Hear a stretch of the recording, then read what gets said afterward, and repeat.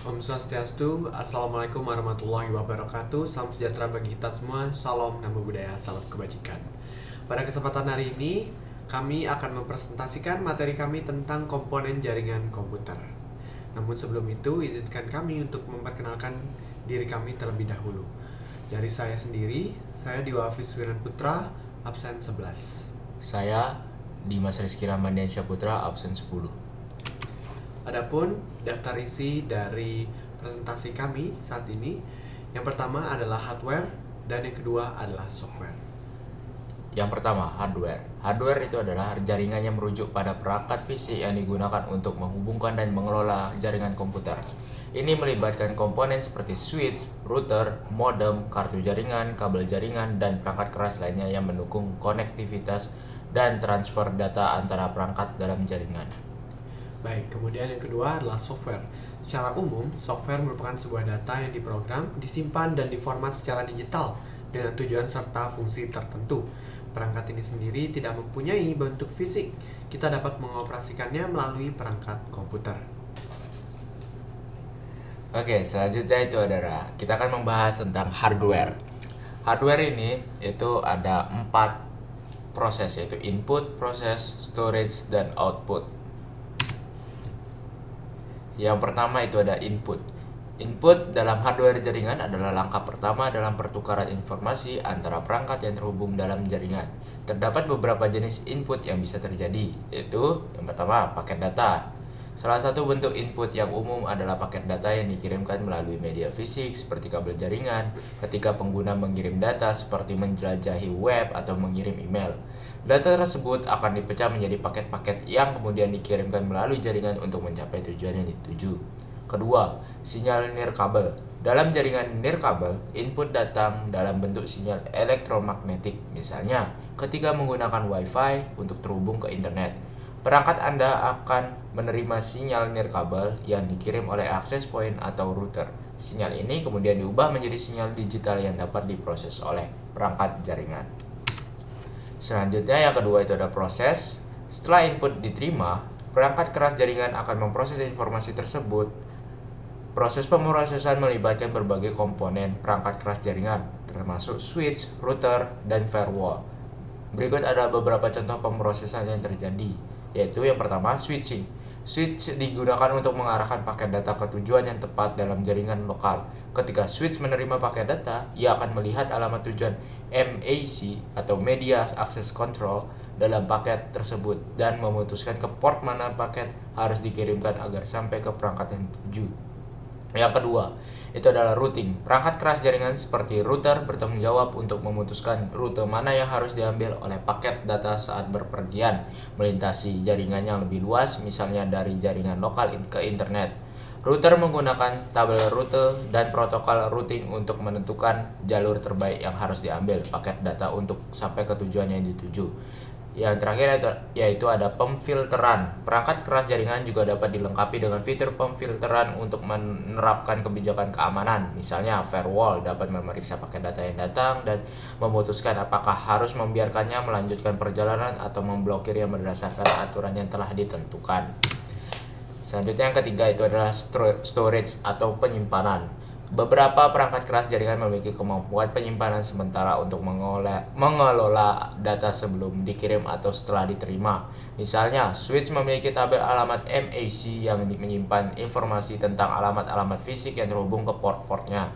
Tabel ini memungkinkan switch untuk membuat keputusan tentang bagaimana paket data harus diproses berdasarkan alamat MAC. Yang terakhir yaitu adalah output. Setelah melalui proses pemrosesan dan jika diperlukan penyimpanan, perangkat keras jaringan menghasilkan output yang berupa data atau sinyal yang dikirim ke tujuan yang dituju. Misalnya, jika mengakses sebuah situs web, permintaan yang dikirimkan melalui jaringan akan diproses dan hasilnya yaitu halaman web akan dikirimkan kembali kepada melalui jaringan sehingga dapat ditampilkan pada perangkat. Selanjutnya, kita akan membahas tentang beberapa contoh hardware jaringan.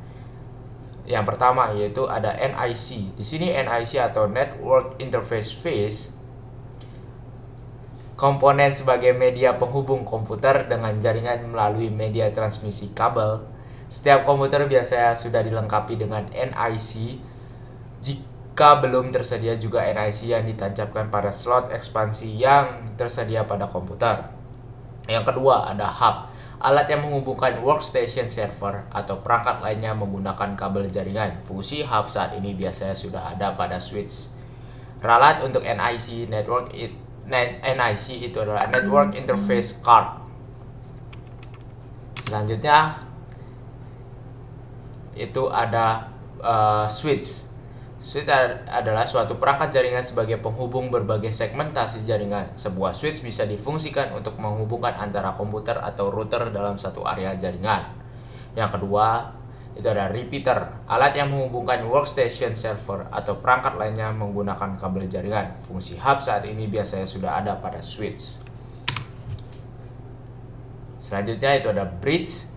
Alat ini biasanya digunakan sebagai penghubung antar jaringan. Bridge ini sendiri berfungsi untuk mengendalikan informasi di kedua sisi jaringan agar tetap berjalan dengan baik serta teratur. Selanjutnya ada router.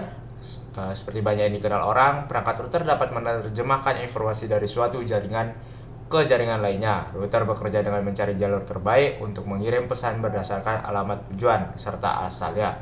Dengan router, jaringan komputer juga dapat terhubung dengan internet. Selanjutnya itu ada access point. Access point berguna untuk mengkonversi sinyal frekuensi radio frekuensi atau RF, menjadi sinyal digital, kemudian menyebarkannya melalui kabel atau ke perangkat wireless LAN lain dengan cara mengkonversikannya kembali menjadi sinyal frekuensi radio. Selanjutnya ada modem. Modem berfungsi mengubah data dalam bentuk sinyal digital menjadi bentuk analog sebelum ditransmisikan ke jaringan internet dan begitu sebaliknya. Selanjutnya ada WLAN atau wireless LAN card, adalah media penghubung komputer dengan jaringan melalui media transmisi nirkabel. Alat ini biasa digunakan untuk mengoneksikan dua perangkat komputer atau lebih agar bisa saling terhubung dengan memanfaatkan jaringan wireless LAN atau WLAN. Komputer notebook atau laptop pada umumnya sudah dilengkapi dengan wireless card. Selanjutnya ada kabel jaringan. Itu merupakan salah satu komponen terpenting yang bertugas menghantarkan arus data dan menjadi penghubung antar perangkat supaya dapat berkomunikasi atau bertukar data. Salah satu kabel yang umum digunakan adalah kabel berjenis Unshielded Twist Pair atau UTP. Oke, selanjutnya yang terakhir itu ada konektor dan jaringan lainnya. Konektor itu adalah alat yang dipasang di setiap ujung kabel jaringan. Khususnya untuk kabel UTP, konektor yang digunakan adalah RJ45. Standar untuk pemasangan kabel dengan RJ45 bernama T568A dan T568B. Selanjutnya yang terakhir, jaringan lainnya. Beberapa perangkat lain yang dibutuhkan untuk instalasi jaringan diantaranya adalah tang crimping, LAN tester, alat pemotong kabel jaringan, dan masih banyak lagi. Tang crimping adalah alat yang digunakan untuk instalasi jaringan, salah satunya dengan menggunakan konektor RJ45 yang tadi. Oke, jadi selanjutnya kita lanjut ke software. Baik, jadi kenapa sih butuh software juga di dalam jaringan? Jadi ibaratnya seperti manusia, bahwa mulut nggak ada gunanya kalau misalnya nggak ada bahasa. Dan untuk kita berkomunikasi, pasti kita juga perlu bahasa. Ya, jadi ibaratnya di sini adalah software itu merupakan bahasa dan mulutnya itu merupakan hardware ya. Jadi dalam membangun jaringan komputer itu membutuhkan beberapa perangkat lunak seperti sistem operasi, driver, dan aplikasi peramban atau biasanya kita umumnya sebut sebagai browser.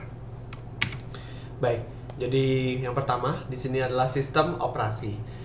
Untuk umumnya sistem operasi itu ada banyak, namun di sini kami hanya menyebutkan 4 saja yang paling terkenal. Yang pertama adalah Windows OS. Ya, jadi Windows OS ini merupakan sistem operasi yang sangat terkenal dan paling banyak digunakan di Indonesia. Windows itu dikeluarin oleh perusahaan Microsoft dan dia berbayar. Microsoft itu benar juga mengeluarkan sistem operasi khusus untuk server, yaitu Windows Server. Baik, kemudian untuk kedua itu adalah Linux. Ya, Linux ini terkenal dengan sistem operasi yang bersifat sangat open source yang dapat digunakan siapa saja, bahkan dikembangkan oleh banyak orang atau bersifat public. Sehingga Linux ini dapat menjadi alternatif OS karena tidak berbayar dan tidak rentan akan serangan virus. Nah, kemudian yang keempat itu adalah macOS. macOS ini terkenal bahwa sebagai sistem operasi yang dimiliki oleh Apple. Sistem operasi ini memiliki grafis antarmuka yang sangat baik dan cepat. Ya, kemudian yang terakhir adalah Chrome OS. Nah, ini dikembangkan oleh Google dengan kernel berbasis Linux. Biasanya Chrome OS sudah tertanam di produk laptop bernama Chromebook. Pengoperasiannya juga cenderung lebih sederhana dan mudah, yang menjadi salah satu keunggulannya. Baik, setelah itu adalah driver. Driver komputer itu merupakan perangkat lunak yang berfungsi untuk mengendalikan dan dapat memfungsikan perangkat keras agar dapat berinteraksi dengan sistem operasi, aplikasi, dan perangkat lainnya. Network Adapter Driver adalah salah satu driver yang harus diinstal agar LAN card dapat berfungsi dengan baik. Ya, jadi di sini digambar di kanan, itu contohnya kalau misalnya teman-teman pernah pakai Arduino, tapi Arduino-nya nggak kebaca, maka teman-teman harus install dulu driver CH340. Nah, ini merupakan installernya. Oke, jadi setelah itu merupakan web browser. Ya, jadi web browser itu merupakan aplikasi yang dijalankan pada suatu perangkat komputer untuk dapat melihat konten atau sumber informasi yang ada pada World Wide Web atau biasanya WWW gitu ya. Nah, ini web browser yang paling banyak digunakan dan dikenal masyarakat itu cenderung ada 5, Microsoft Edge, Chrome, Opera, Firefox, dan Safari. Untuk Microsoft Edge itu dibuat oleh Microsoft Inc.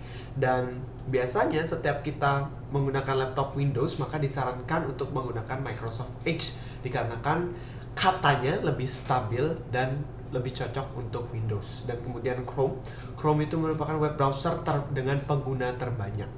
Dan Opera ini terkenal dengan memiliki banyak versi, dari Opera One yang cenderung memiliki grafis yang baik, dan Opera GX yang digunakan oleh para gamer.